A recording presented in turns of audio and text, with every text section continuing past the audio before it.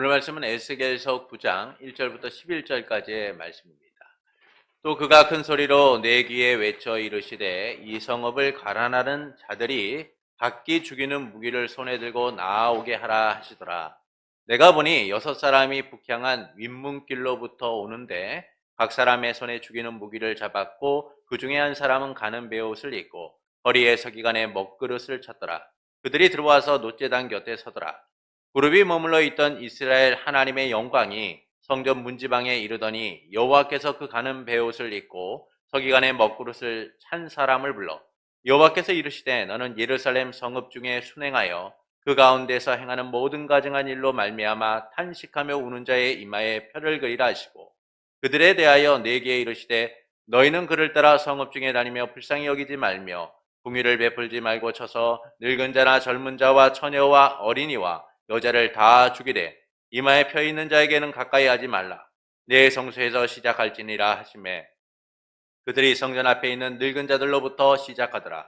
그가 또 그들에게 이르시되 너희는 성전을 더럽혀 시체로 모든 뜰에 채우라. 너희는 나가라 하시매 그들이 나가서 성읍 중에서 치더라. 그들이 칠 때에 내가 홀로 있었는지라 엎드려 부르짖어 이르되 아하 주 여호와여 예루살렘을 향하여 분노를 쏟으시오니 이스라엘의 남은 자를 모두 멸하려 하시나이까. 그가 내게 이르시되 이스라엘과 유다 족속의 제약이 심히 중하여 그 땅에 피가 가득하며 그 성읍에 불법이 찼나니 이는 그들이 이르기를 여호와께서 이 땅을 버리셨으며 여호와께서 보지 아니하신다 함이라. 그러므로 내가 그들을 불쌍히 여기지 아니하며 궁유를 베풀지 아니하고 그들의 행위대로 그들의 머리에 갚으리라 하시더라. 보라 가는 베옷을 입고 허리에 먹그릇을 찬 사람이 분명하여 이르되 주께서 내게 명령하신 대로 내가 준행하였나이다 하더라. 아멘. 자기를 위한 삶을 몰두하는 세상에서 언제나 주님의 뜻을 우선하고 주님만을 바라보는 성도 여러분을 예수님의 이름으로 축복합니다.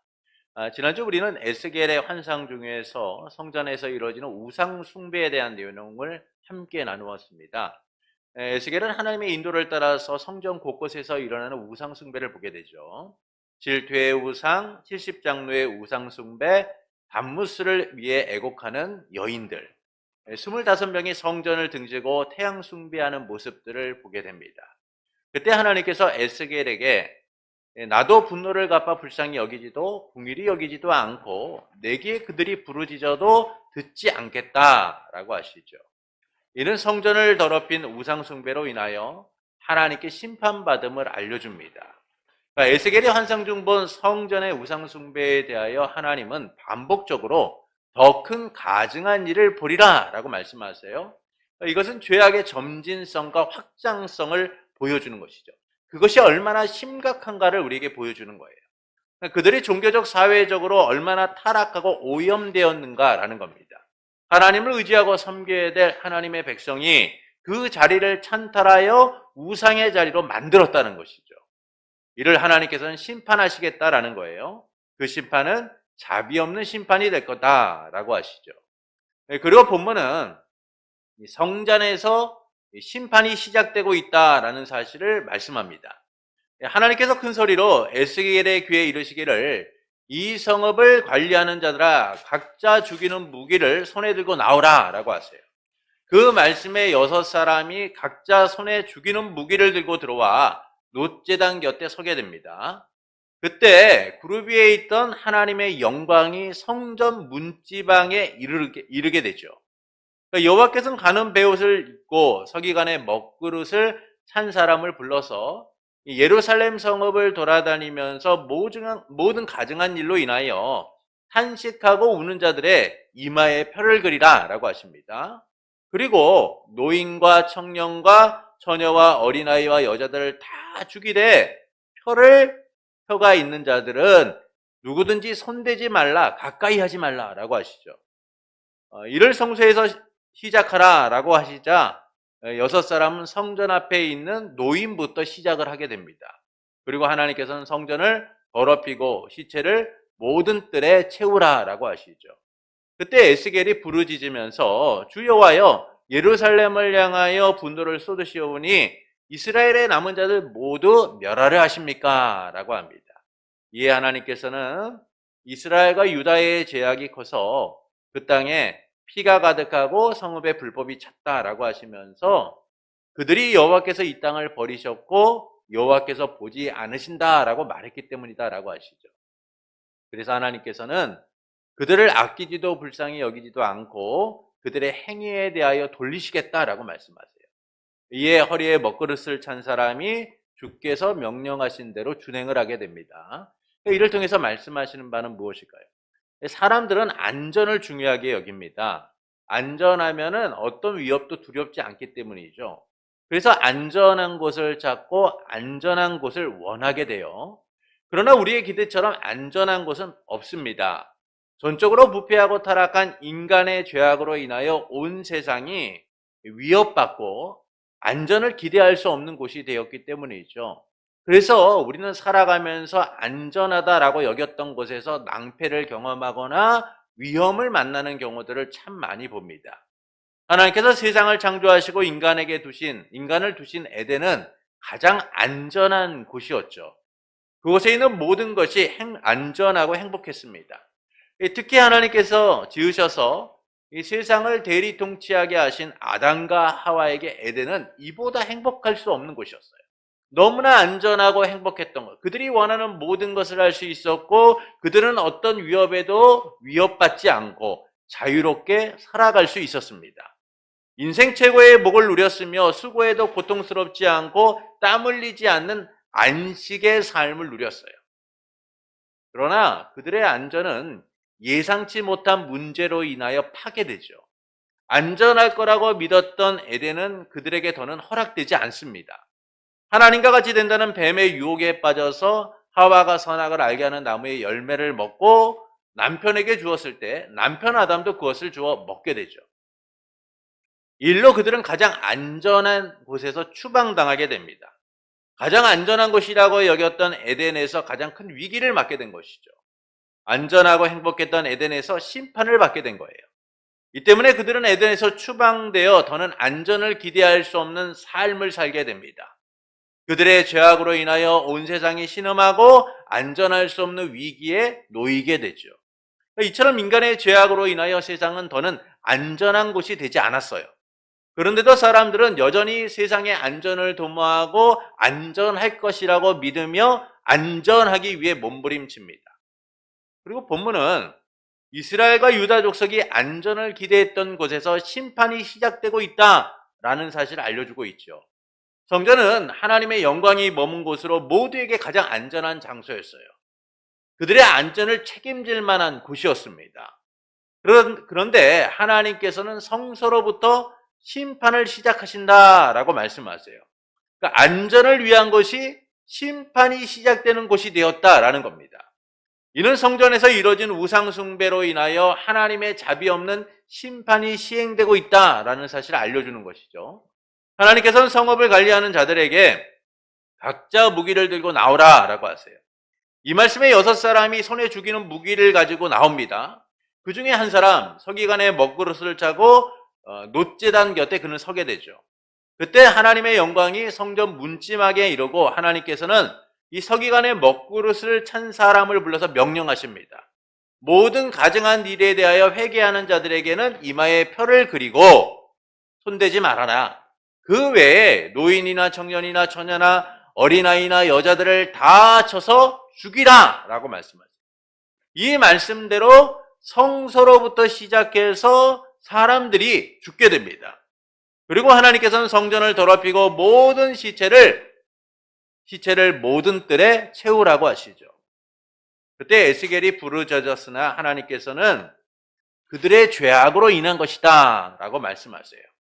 이처럼 가장 안전한 곳이라고 여겼던 성소로부터 심판이 시작되고 있다라는 사실을 본문은 우리에게 말씀하죠. 이를 통해서 말씀하시는 바는 무엇일까요? 성전에서 심판이 시작된다라는 점에서 하나님의 공의를 보여주고 있는 거예요. 이 심판은 하나님의 공의를 잘 보여주는 내용입니다.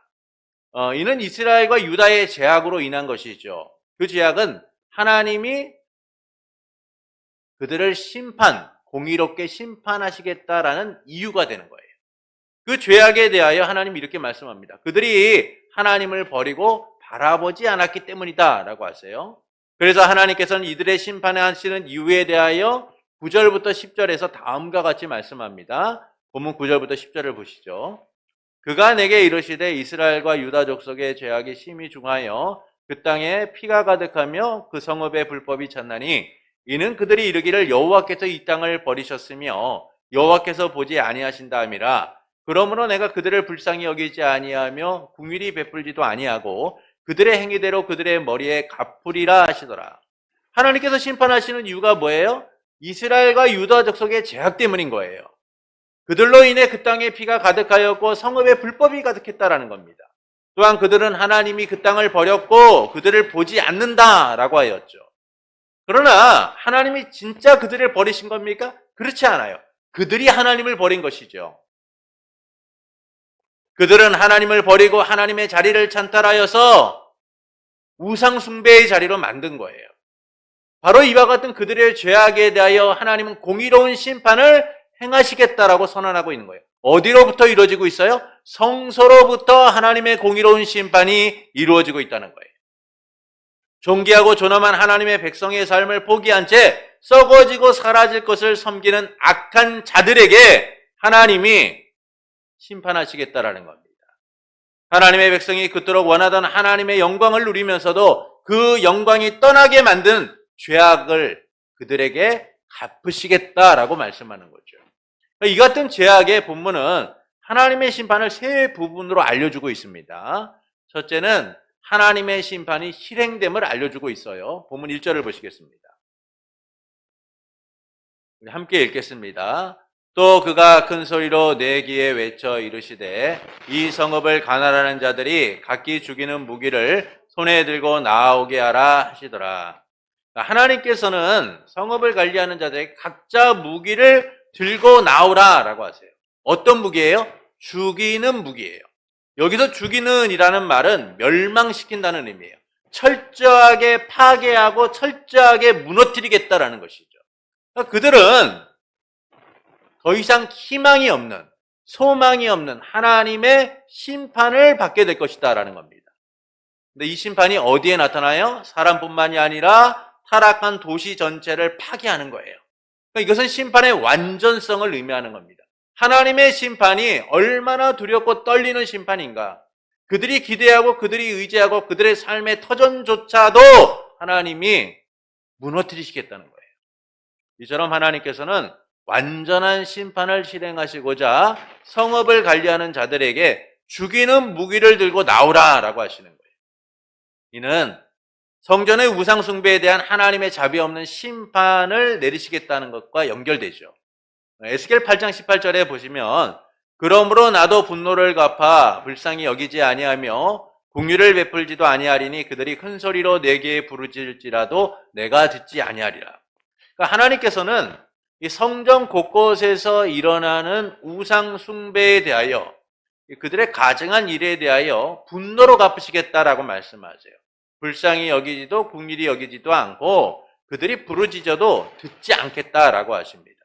그러니까 이 에스겔 8장 18절과 연결되어서 오늘 본문은 하나님께서 그분의 진노를 갚으시고자 죽이는 무기를 들고 나오라고 하시는 이 심판의 선언을 보여주고 있는 것이죠. 하나님을 버리고 죄악에 있는 자들을 향한 하나님의 공의가 실현될 것이다 라는 사실을 말씀해주고 있는 거예요. 둘째는 하나님의 영광이 성전 문지방의 이름을 알려줍니다. 본문 3절입니다.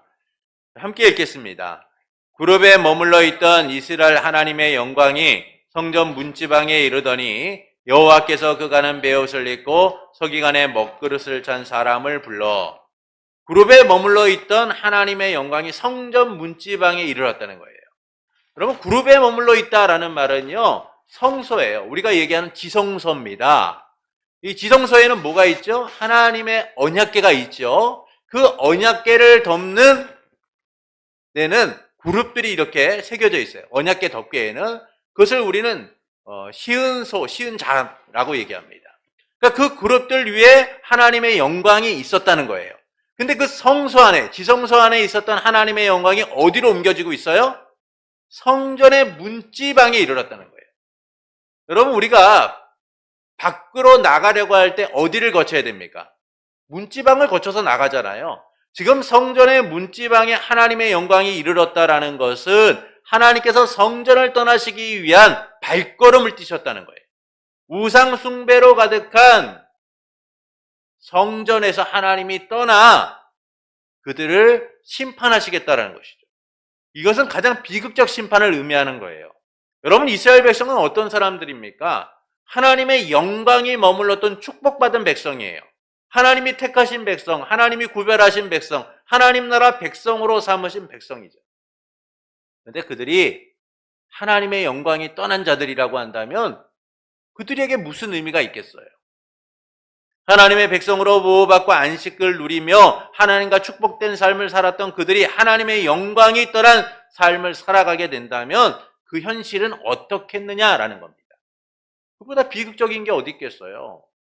여러분, 부모와 함께 생활했던 아이들이요, 부모로부터 외면받고 부모가 그 아이들을 떠나가면 어떻게 됩니까? 그 아이들은 너무나 비참한 삶을 살아가는 거예요.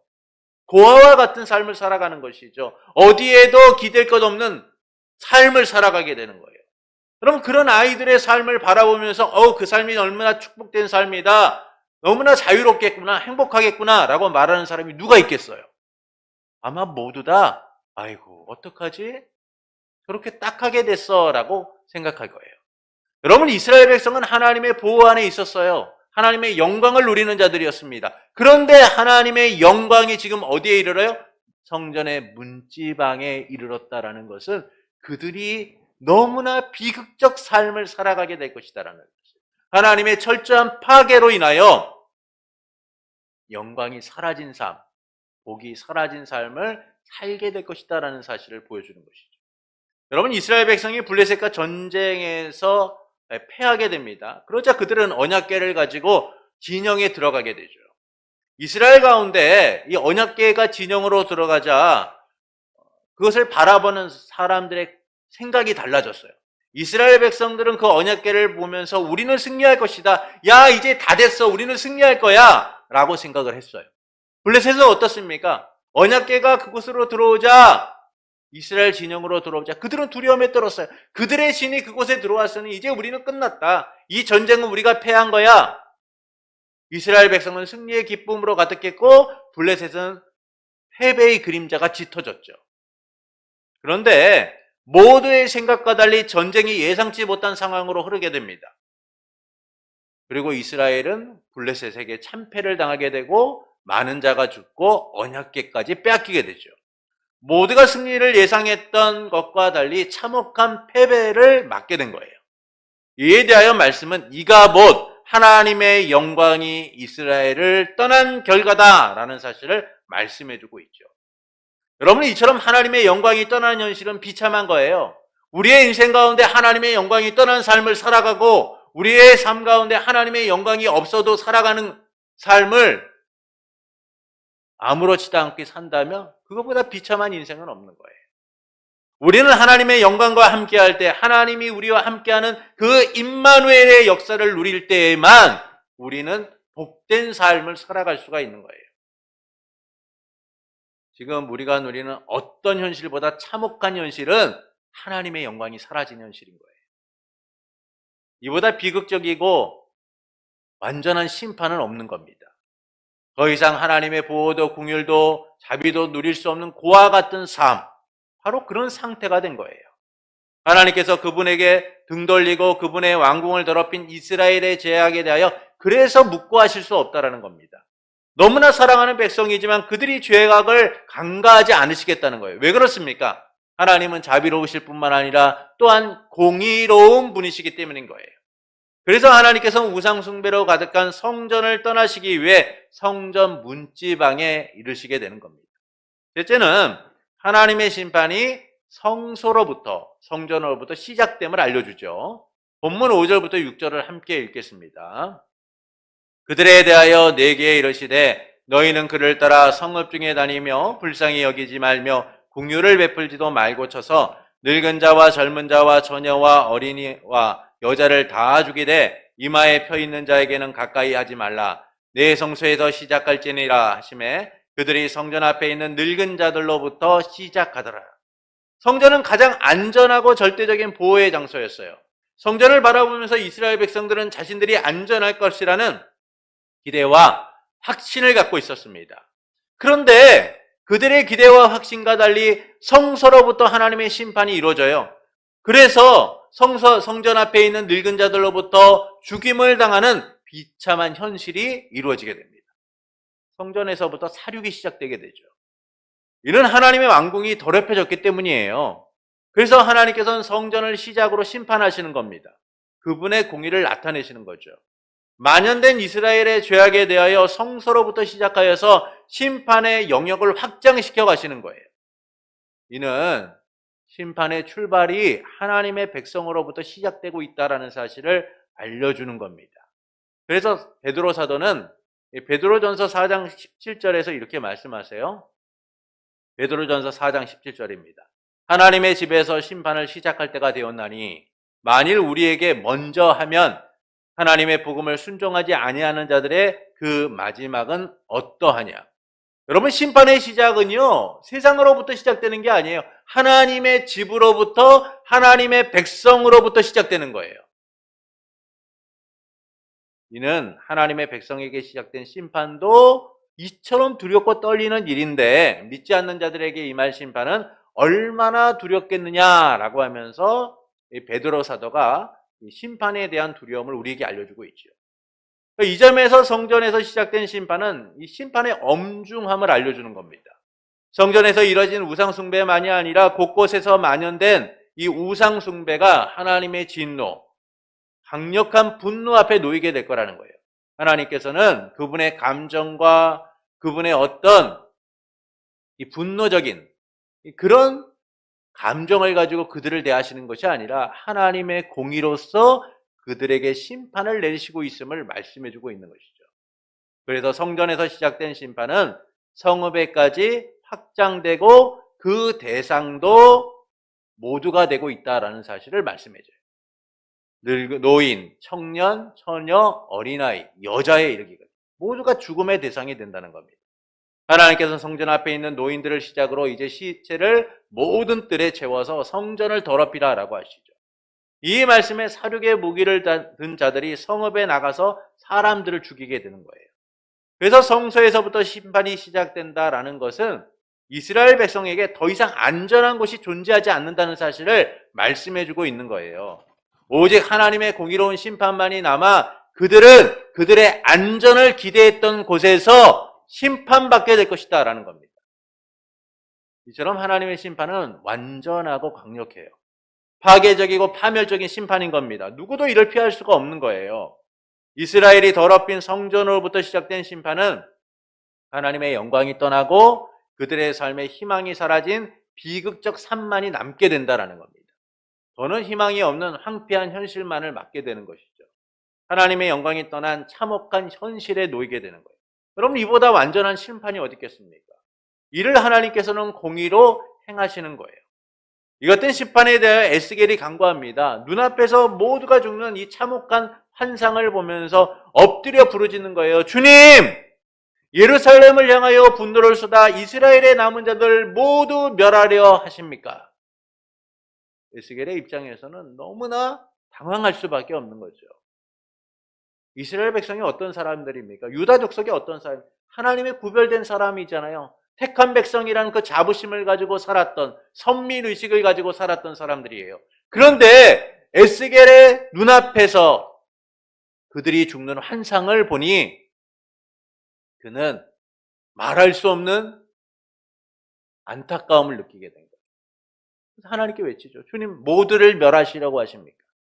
이런 에스겔의 간구에 대하여 하나님은 그들의 죄악 때문이다라고 하세요. 하나님께서 그들을 버리신 것이 아니라 그들이 하나님을 버리신 결과라는 것이죠. 그래서 하나님께서는 불쌍히 여기지도 긍휼히 여기지도 않고 그들의 행위대로 머리에 갚을 것이다 라고 하십니다. 이 점에서 심판이 성전에서 시작된다라는 것은 하나님의 공의를 보여주는 거예요. 그분은 자비로우신 분이지만 또한 공의로우신 분이기 때문에 죄악에 대하여 결코 간과하지 않고 그 책임을 물으시는 분이다라는 사실을 말씀해주고 있어요. 왜 주님이 이 죄악에 대하여 책임을 물으십니까? 그것은 회복을 위한 과정이기 때문이죠. 여러분, 하나님께서 심판을 통하여 우리에게 말씀하시는 내용은 우리가 그 하나님의 심판을 바라봄을 통하여 하나님의 구속의 은혜를 풍성히 누리길 원하시기 때문이에요.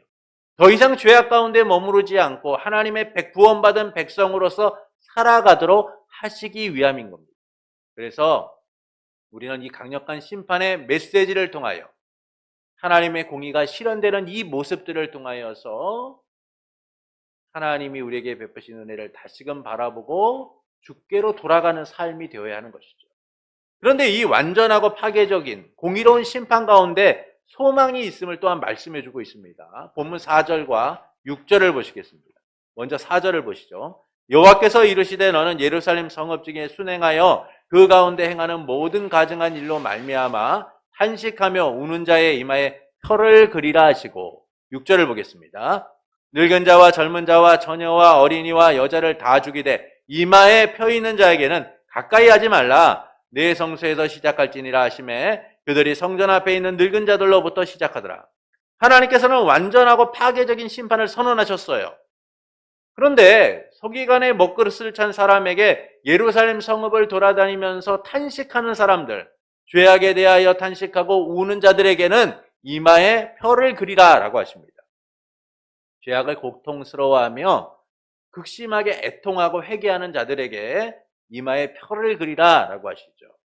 그리고 성소로부터 심판이 시작될 때 모두를 죽이되 이마에 펴 있는 자는 가까이 하지 말아라. 그들에게 어떤 상처도 주지 말고 철저하게 보호하라 라고 하세요. 이는 심판 중에서도 은혜를 베푸시는 하나님의 사랑을 보여주는 것이죠. 그들의 애통하고 자복하는 마음, 회개하는 마음조차도요, 하나님께서 주신 마음이에요. 그렇게 그들은 모두가 진노의 심판 아래에 있을 때 보호받고 안전함을 누리게 되는 것이죠. 이는 하나님의 사랑이 우리에게 베풀어지는 모습에서도 찾아볼 수 있습니다. 이 죄와 사망으로 인해 심판받아 마땅한 우리가 구원받았다는 사실이 하나님의 은혜가 아니고 설명될 수 없는 거예요. 하나님께서 예수 그리스도 안에서 우리를 택하시고 구속하셔서 그 은혜를 누리게 하셨기 때문이죠. 그래서 모두가 죄악으로 인하여 심판받고 죽지만 우리는 예수 그리스도 안에서 구원받은 자로 그리스도의 표를 받은 자로서 살아가게 되는 거예요. 하나님의 백성으로서 가장 안전한 구원을 누리게 되는 겁니다. 그것은 우리의 행위나 우리의 능력으로서 얻어진 것이 아니라 진노 중에도 긍휼을 베푸시는 하나님의 자비와 사랑을 통하여 우리에게 허락된 것이다라는 것이죠. 우리가 남들보다 낫기 때문에 그럴 만한 이유가 있기 때문이 아니에요. 오직 은혜로서 우리를 구별하시고 구속하셨기 때문이죠. 이처럼 하나님께서는 인류의 죄악 중에서도 언제나 택한 자들을 남기셔서 그분의 은혜와 사랑을 누리는 거예요. 지금 에스겔은 탄식해요. 하나님 모두가 멸망받는 겁니까? 모두 다 죽는 겁니까? 라고 하지만 하나님은 그 진노 중에도 남은 자들을 세우셔서 하나님의 사랑과 자비와 긍휼이 은혜가 멈추지 않고 계속됨을 나타내주고 계신 것이죠. 그런데도 하나님께서 성수로부터 심판을 말씀하시는 것은 아무리 영광스러운 자리, 모두가 구원을 누릴 만한 자리라고 해도 하나님을 온전히 섬기지 않고 그분을 외면하면 그것은 하나님의 공의로운 심판이 시작되는 것이다 라는 사실을 알려주고 계신 거예요. 이 같은 강력한 심판의 경고는 우리가 누리는 은혜가 얼마나 소중한가를 알려주는 겁니다. 그래서 하나님의 영광이 떠난 자리가 되지 않도록 모든 성도는 이 성전된 삶을 살펴보고 언제나 거룩함을 이루는 자들이 되어야 하는 거예요. 예수 그리스도로 인해 우리의 구원은 안전합니다. 그러나 하나님은 공의로우신 분이기 때문에 우리 각자의 행위에 대하여 심판하세요. 모든 성도는 각자 행한 것에 대하여 그리스도의 심판대 앞에서 책임을 지게 될 겁니다. 그러나 그 심판은 우리를 멸하기 위한 것이 아니라 아버지가 아들의 죄에 대하여 책임을 묻는 것처럼 사랑으로서 징계하여 아들의 삶을 살도록 하시기 위함인 것이죠. 이미 우리는 그분의 자녀이며 구원받은 백성이기 때문이에요. 그래서 우리의 삶의 심판이 시작되지 않도록 우리는 하나님을 바라보고 의지하는 자들이 되어야 하는 것이죠. 우리의 삶으로부터 심판이 시작되지 않도록 주님만을 의지하고 우리의 자리에 주님을 모시고 살아가는 이들이 되어야 되는 거예요. 이를 통해서 하나님께서는 우리가 어떻게 살아가기를 원하실까요? 성전된 우리의 삶이 심판이 시작되는 곳이 되지 않기를 원하시는 겁니다. 우리는 주 예수 그리스도의 십자가 죽음과 부활을 통해서 성전이 되었어요. 인격적 성전이신 예수님이 자기를 무너뜨림을 통하여 교회의 머리가 되셔서 함께 교회로서 지어져 가도록 만드셨습니다. 우리를 하나님의 거룩한 성전이 되게 하셔서 우리 안에 거하신 거죠. 그래서 바울 사도는 고린도전서 3장 16절부터 17절에서 다음과 같이 말씀합니다. 너희는 너희가 하나님의 성전인 것과 하나님의 성령이 너희 안에 계시는 것을 알지 못하느냐. 누구든지 하나님의 성전을 더럽히면 하나님이 그 사람을 멸하시리라. 하나님의 성전은 거룩하니 너희도 그러하니라. 이처럼 우리는 하나님의 성전, 곧 성령이 거하시는 성전이 된 거예요. 그래서 하나님의 성전이 거룩하니 너희도 거룩하라 라는 말씀처럼 우리는 신앙과 삶의 모든 면에서 성전다운 삶을 살아가는 이들이 되는, 거룩함을 이루고 거룩함을 지키기 위하여 힘쓰는 삶이 되어야 하는 것이죠. 이것은 우리에게 거룩함을 이루라 라고 말씀하시는 것이 아니라 이미 우리를 거룩하게 하셨기 때문에 그것을 지키는 삶이 되라 라고 말씀하는 거예요. 그러나 우리는 이 성전된 삶, 거룩한 성전된 삶을 살기보다는 더럽혀진 성전과 같은 모습으로 살 때가 참 많습니다. 하나님의 성전이라고는 믿겨지지 않을 정도로 유혹과 욕심에 이끌려 살아갈 때가 참 많죠. 그것은 자기의 유익을 위해 살아가기 때문이에요. 예수님께서 사람들의 환호와 함께 예루살렘에 입성하시게 됩니다. 그들은 겉옷과 나뭇가지를 예수님의 앞에 펼치면서 호산나 다윗의 자손이여 찬송하리로다 라고 하면서 예수님을 그들의 왕으로 삼고자 했죠. 그런데 백성의 환호와 함께 예루살렘에 입성하신 예수님께서 성전에 들어가 분노를 하세요. 성전 안에서 매매하는 모든 사람들을 쫓아내시고 돈을 바꾸는 사람들의 상과 비둘기를 파는 사람들의 의자를 엎으시면서 말씀에 내 집은 기도하는 집이라고 하였는데 너희는 강도의 소굴로 만들었다라고 책망하시죠. 하나님의 성전이 인간의 욕심에 의하여 더럽혀졌음을 책망하고 계신 거예요. 당시 사람들은요, 6월절이 되면, 절기가 되면 성전으로 와야만 했습니다. 그런데 먼 곳에서 오는 사람들이 재물을 가지고 오는 일은 어려운 일이었죠. 여러분, 1, 2km 된 거리에서 재물을 가지고 오는 일은 어렵지 않아요. 근데 수십 킬로, 수백 킬로 떨어진 곳에서 양을 가지고, 염소를 가지고, 때로는 비둘기를 가지고 오는 일이 쉬운 일이었겠습니까? 힘든 일이잖아요. 그래서 이런 사람들의 편의를 제공하고자 성전 안에서는 이 재물을 파는 일들이 이루어지게 돼요. 또한 성전세를 위해 돈을 바꿔주는 그런 환전소가 차려지게 됩니다. 그런데 이 일이 계속되면서 그곳에서 재물을 팔고 돈을 바꿔주는 사람들이 자기의 욕심을 따라 폭리를 취하는 일들이 일어나게 된 거예요. 이를 예수님은 강도의 소굴로 만들었다라고 하시죠. 이처럼 거룩해야 될 성전이 인간의 유익이나 욕심이 앞서게 되면 더럽혀지게 되는 거예요. 그런데 이런 모습이 우리에게도 있다라는 것이죠. 내 유익을 위해 성전된 삶과 무관하게 세상의 흐름과 방식을 따라 살아가는 우리의 모습들을 생각해 보십시오. 교회 안의 삶과 세상의 삶이 분리된 채 이중적 삶을 살아가고 있음에도 불구하고 그것들에 대하여 아무런 가책도, 경각심도, 심각함도 느끼지 못하고 살아가는 많은 이들을 보게 돼요. 주님의 자리를 우상의 자리로 만들고 살아가고 있음에도 불구하고 위기의식을 못 느끼는 이들을 보게 되죠. 그러나 이런 삶은 하나님의 진노 아래 놓일 뿐이라는 거예요. 하나님께서는 공의로운 분이시기 때문에 그분의 자녀가 헛된 길로 가는 것을 방치하지 않으세요. 여러분, 우리 주님은요, 우리가 잘못된 길로 가고 악한 길로 가고 곁길로 가는 것을 그냥 내버려 두시는 분이 아니에요. 양을 위하여 생명을 내어놓으신 목자께서는 우리의 삶을 끝까지 붙들어 하나님의 구원을 이루시기 때문에 우리가 잘못된 길로 가는 것을 방치하지 않고 그분의 공의로서 책망하셔서 우리를 자녀의 길로 바른 길로 이끄시는 분이다라는 것이죠. 그래서 우리는 성전된 삶이 이 심판이 시작되지 않도록 해야 되는 거예요. 우리의 삶의 심판이 시작되는 것이 되지 않도록 항상 우리의 삶을 주께 맡기고 주께 드려지는 삶이 되어야 된다는 거예요. 성전된 삶이 강도의 속을 우상의 자리가 되지 않도록 하나님을 모시고 주님의 뜻 가운데 살아가는 이들이 되어야 하는 겁니다. 그러므로 성전된 삶의 심판이 시작되지 않도록 하나님께서 거룩하신 것처럼 거룩함을 이뤄가는 성도가 되는 것은 어떨까요? 내 유익을 위하여 성전된 삶을 더럽히기보다 은혜에 반응하여 이 성전된 삶을 거룩하게 하고자 힘쓰는 성도가 되는 것은 어떨까요?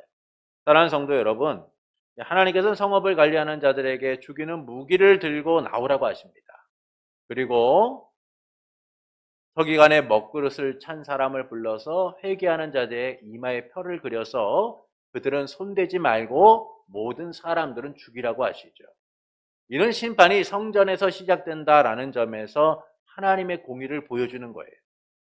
하나님께서는 이스라엘과 유다의 죄악을 심판하시는 이유를 그들의 죄 때문이다라고 분명하게 말씀합니다. 이 같은 죄악의 본문은 하나님의 심판을 세 부분으로 알려주죠. 첫째는 하나님의 심판이 실행됨을 선언하고 있는 거예요.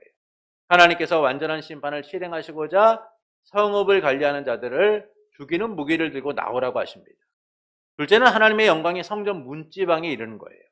하나님께서 성전을 떠나시기 위하여 우상 숭배로 가득한 그 성전에서 떠나 성전 문지방으로 이르심으로 그들이 얼마나 비극적 심판을 겪게 되는가를 보여주는 것이죠. 셋째는 하나님의 심판이 성전에서 시작됨을 알려줍니다. 그들이 믿고 의지했던 안전한 장소라고 여겼던 그곳에서 하나님의 심판이 시작됨을 통하여 그들의 안전은 오직 하나님으로부터 온다라는 사실을 보여주고 계신 것이죠. 성서로부터 시작된 심판, 그것은 이스라엘의 죄악으로 인한 것임을 다시 한번 말씀해주고 있는 거예요. 그런데 이 완전하고 파괴적인 심판 속에서 소망이 있음을 주님은 말씀해주고 계세요. 회개하는 자들에게 주님은 이마에 표를 그려서 그들의 생명을 보호하시는 겁니다. 이는 심판 중에도 은혜를 베푸시는 하나님의 사랑을 보여주신 것이죠. 이처럼 하나님께서는 인류의 죄악 중에서도 언제나 택한 자들을 남기셔서 그분의 은혜와 사랑을 누리도록 하신 거예요.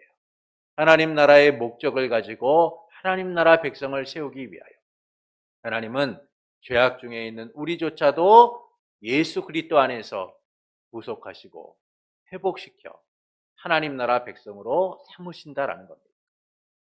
이를 통해서 하나님께서는 우리가 어떻게 살기를 원하실까요? 성전된 우리의 삶에 심판이 시작되는 것이 되지 않기를 원하시는 거예요.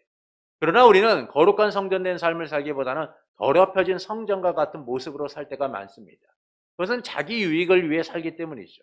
내 즐거움과 내 욕심을 따라서 세상의 방식을 따르고 세상의 흐름을 따라 살아가는 거예요.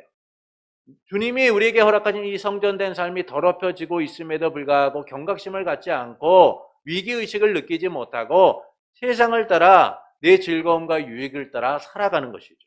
그러나 성전에서 심판이 시작되는 것처럼 우리는 그 행위에 대하여 하나님의 공의로운 심판을 받게 될 겁니다.